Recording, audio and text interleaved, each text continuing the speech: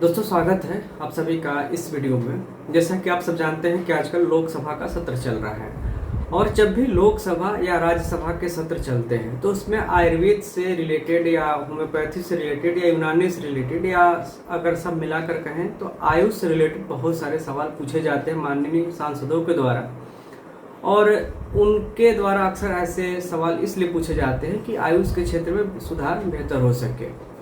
जितने भी माननीय सांसद महोदय हैं वो अपने अपने क्षेत्र में जो आयुष संबंधी कार्यक्रम चलाए जा रहे हैं या आयुष का डेवलपमेंट के लिए केंद्र सरकार के द्वारा कौन कौन सी योजनाएं चलाई जा रही हैं, इसको लेकर अक्सर जो है सवाल पूछते हैं। और इसका फ़ायदा यही मिलता है कि जब सवाल पूछा जाता है तो निश्चित रूप से उनके क्षेत्र में जो है विकास बेहतर तरीके से होता है और आयुर्वेद या आयुष के जो पैथी है उसके ऊपर ध्यान विशेष रूप से दिया जाता है। तो जैसा कि अभी लोकसभा चल रहा है तो रोज़ नए नए सवाल आते हैं। अगर आप उन सभी सवालों की लिस्ट और उनके जवाब देखना चाहते हैं तो आप लोकसभा की वेबसाइट पे आप जाएंगे तो वहाँ आपको सारा डिटेल्स मिल जाएगा। तो ऐसे कुछ सवाल हम चुनते हैं जो कि आप सबको जानना बेहद आवश्यक है।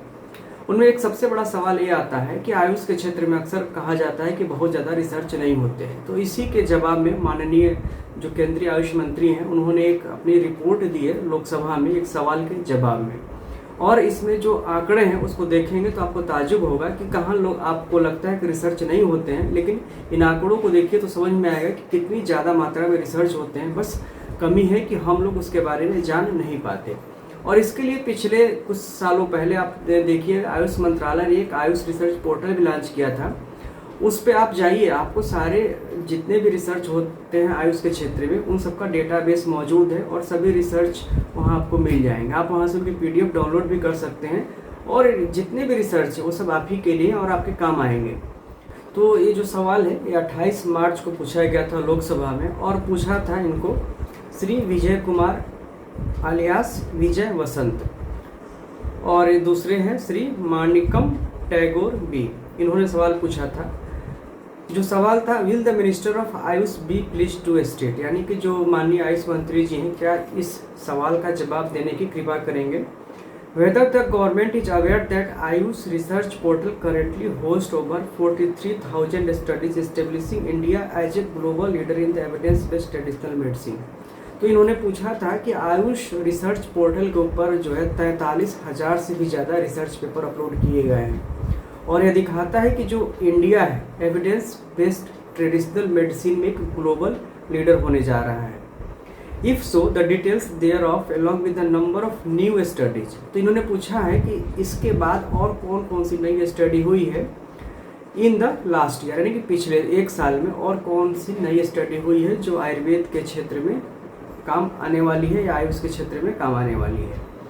The total funding allocated to Ayurgyan scheme for the current financial year. जो आयुर्ज्ञान स्कीम जो है भारत सरकार के द्वारा चलाई जा रही है उसके अंतर्गत जो है कितना ज़्यादा बजट एलोकेट किया गया है। तो मेन यही दो सवाल थे और भी 3-4 सवाल है, लेकिन दो मेन यही थे जिसका कि जानना सबको बहुत ज़रूरी है। तो आयुर्ज्ञान क्या, इसके लिए हम एक अलग से सेपरेट वीडियो में आप सबसे डिस्कस करेंगे कि आयुर्ज्ञान में क्या क्या योजनाएं चल रही हैं। अभी हम केवल इस सवाल पे फोकस करते हैं, नहीं तो वीडियो काफ़ी लंबा हो जाएगा। तो आंसर में इन्होंने देखिए दिया है जैसा कि 43,000 जो है ऑलरेडी क्वेश्चन में ही बताया जा चुका था। तो उसका टोटल डेटा आप यहाँ पे देखिए स्क्रीन में मिल जाएगा। आयुष रिसर्च पोर्टल पे 43,000 से भी ज़्यादा है, जिसमें टोटल आयुर्वेद के जो है 30,920 हैं, योग के 1426 हैं, यूनानी के 2692 हैं, सिद्धा के 6185 है, होम्योपैथी के 2488 है और सोवारिकपा के 11 हैं। टोटल जो है 43,722 पेपर ऑलरेडी उस पर अपलोडेड है, जिसमें कि ये टोटल जो है जब लॉन्च हुआ था दिसंबर 23 में तब से ये डेटा दिया गया है। और केवल एक साल की बात की जाए जनवरी 24 से तो इसका डेटा आप देखिए आयुर्वेद में 1151 है, सिद्धा में 829 है। तो मेनली जो है सबसे ज़्यादा काम जो आयुर्वेद और सिद्धा सिस्टम पे ही हुए हैं। टोटल दोनों मिला के लगभग जो है 2000 के आसपास पेपर्स हुए हैं पिछले एक साल में। इसके बाद अगर फंड की बात करें तो फंड बहुत ज़्यादा इसमें एलोकेट किया गया है भारत सरकार के द्वारा। एन अमाउंट ऑफ 25.80 करोड़ जो आयुर्ज्ञान स्कीम की बात की गई थी उसमें 25.8 यानी कि लगभग 26 करोड़ अमाउंट जो है एलोकेट किया गया था आयुर्ज्ञान स्कीम में। और ये जितने जो पैसे एलोकेट किए गए थे इसके अलावा जो है जो आयुष ICMR है, जहाँ पे बहुत सारे ICMR और आयुष के बीच कोलैबोरेटिव रिसर्च चल रहा है, उसके लिए लगभग 30 करोड़ रुपए एलोकेट किए गए थे। सिर्फ तो इस फाइनेंशियल यानी कि 2025 में कुल 30 करोड़ रुपए जो आयुष ICMR को एलोकेट किया गया है। इसके अलावा ICMR, CCRS और इन सब एजेंसियों को भी बहुत सारा जो है इसमें पैसा एलोकेट किया गया है।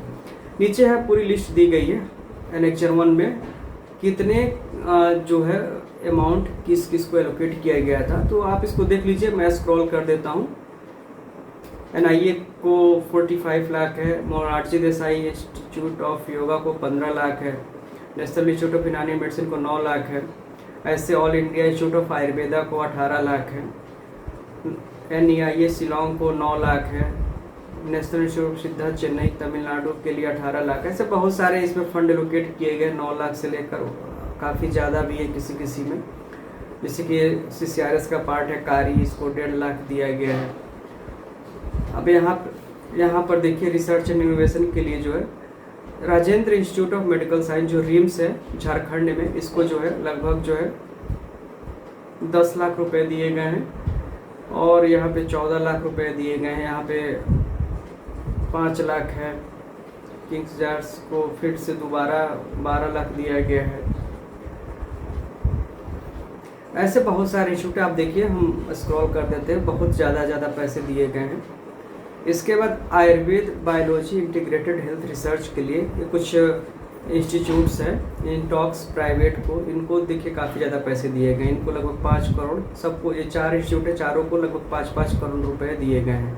498 लाख यानी कि लगभग 5 करोड़ इन चारों को। इंटॉक्स है, IDG लाइफ साइंसेज है, जय रिसर्च फाउंडेशन है, लैला न्यूट्रास्यूटिकल्स है। इसके अलावा जो प्रोजेक्ट ऑलरेडी रन कर रहे हैं, जो बड़े बड़े इंस्टीट्यूट हैं, उन सब का भी नाम इस लिस्ट में है। यहाँ पर देखिए आप लोग जितने 5AIACIHR के अंतर्गत जो देखिए यहाँ पे स्पेशली ध्यान देने की बात है कि एम्स में सारे चल रहे हैं। एम्स जोधपुर में, एम्स दिल्ली में, एम्स दिल्ली का है, एम्स नागपुर, एम्स ऋषिकेश, ये 5 इंस्टीट्यूट है जहाँ पे ऑलरेडी रिसर्च चल रहा है कोलैबोरेटिव।